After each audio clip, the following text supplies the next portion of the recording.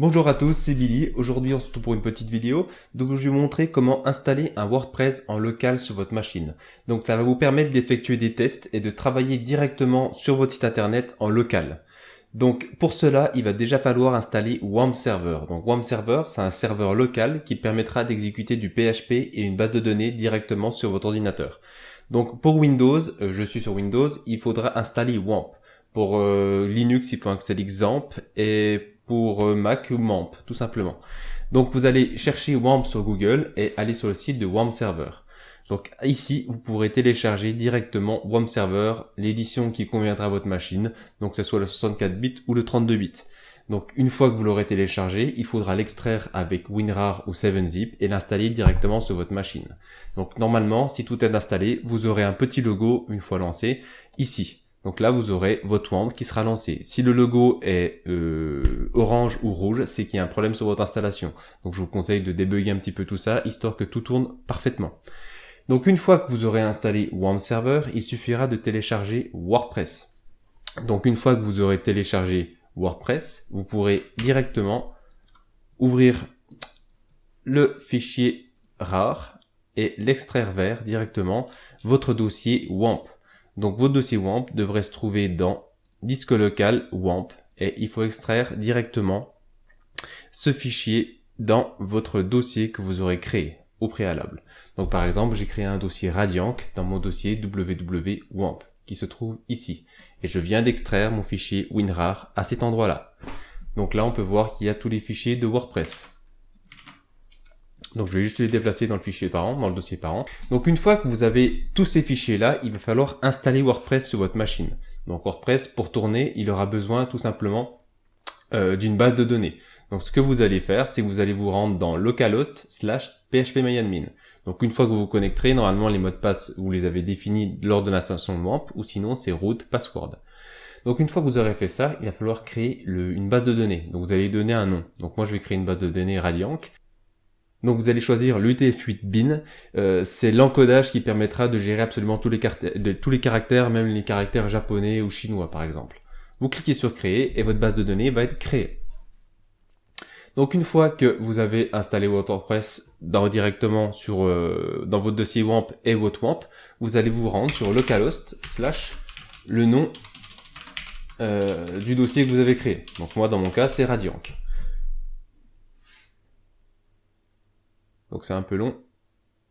Voilà. Donc une fois que vous serez arrivé sur votre site, vous allez arriver sur cette page d'installation de WordPress. Donc sachez que cette page, elle sera identique si vous installez votre WordPress sur un serveur en ligne, sur un serveur OVH ou je ne sais quoi, que cette page ici, sur votre serveur local. Donc on va simplement cliquer sur c'est parti. Vous allez sélectionner le nom de votre base de données, l'identifiant, donc ça va être l'identifiant de connexion à votre localhost phpMyAdmin. Donc dans mon cas, c'est root et sans password. Donc je vous conseille vraiment de mettre root sans password en local sur votre bécane, parce que là vous êtes sûr que personne ne va y avoir accès techniquement, mis à part que si vous faites péter votre PC ou etc.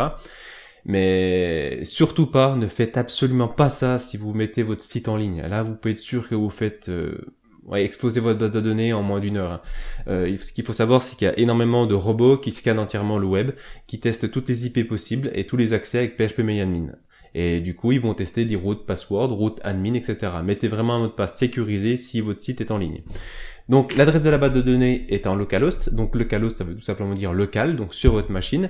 Et le préfixe des tables, on va garder WordPress. Donc, le préfixe des tables, ça va être le petit titre qu'il y aura avant le nom des tables. Donc, c'est-à-dire,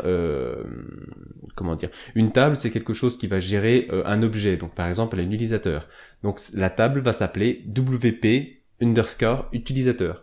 Donc, c'est intéressant si... Par exemple, vous avez plusieurs WordPress sur une seule base de données. Donc moi, je ne fais jamais ça. J'essaie toujours d'avoir des bases de données définies et séparées des autres sites. Voilà. Donc on va garder ça et vous avez simplement à cliquer sur envoyer. Donc voilà, c'est parfait. WordPress a réussi à se connecter à la base de données et je vais lancer l'installation. Ici, vous allez devoir choisir le titre de votre site. Donc moi, je vais sélectionner Radiank. L'identifiant, ça va être l'identifiant admin. Donc moi, je vais mettre Radiank. Tac. Le mot de passe, vous en générez un, WordPress en génère un, vous prenez celui qui vous plaît le plus. Moi, je vais tout simplement mettre password, on va pas se casser la tête, parce que sinon, en général, tous mes projets petits comme ça, j'ai tendance à les oublier. Vous confirmez l'utilisation du mot de passe faible si vous avez pris un mot de passe pourri comme le mien. L'adresse de messagerie, on va tout simplement mettre une adresse que vous utilisez très souvent. Là, il n'y a aucun intérêt parce que vous n'allez jamais l'utiliser pour votre WordPress en local, tout simplement. Vous checkez la visibilité pour le moteur de recherche ou non. En général, moi, je m'en fous totalement parce que vu que je suis en local, ça n'a aucun intérêt. Et je lance l'installation de WordPress. Donc là, WordPress va mouliner pendant quelques secondes afin d'installer tous les fichiers, de créer la base de données. Donc si je retourne dans mon localhost Radiank, donc dans ma base de données, je vais voir que toutes les tables ont bien été créées. Donc pensez à actualiser la page. Donc ici, vous avez toutes les différentes tables, comme je vous l'ai dit, avec le préfixe de la table, WP underscore. Donc vous aurez l'utilisateur, les informations de l'utilisateur, les différents posts, les différentes options du WordPress, les différents paramètres en soi, les commentaires. Donc forcément, il y a déjà quelques données parce que WordPress crée différentes datas afin d'ajouter un petit peu de contenu à votre site, au début, pardon. Donc ici, voilà. Donc vous n'aurez plus qu'à vous connecter avec vos identifiants que vous avez rentrés juste avant. Donc moi, c'est Radiank Password. Et ici, vous serez directement dans votre WordPress. Et voilà, vous pouvez commencer directement à travailler. Donc que vous souhaitez installer un nouveau thème, que vous souhaitez créer un nouvel article. Voilà, je vais en faire un de test pour vous montrer que tout fonctionne parfaitement. Donc voilà, donc là on est avec Gutenberg. Donc je vais l'appeler Toto, et au niveau du contenu, je vais mettre Toto, je publie mon texte, et je vais voir mon article, et je vois que Toto est publié. Voilà, tout simplement.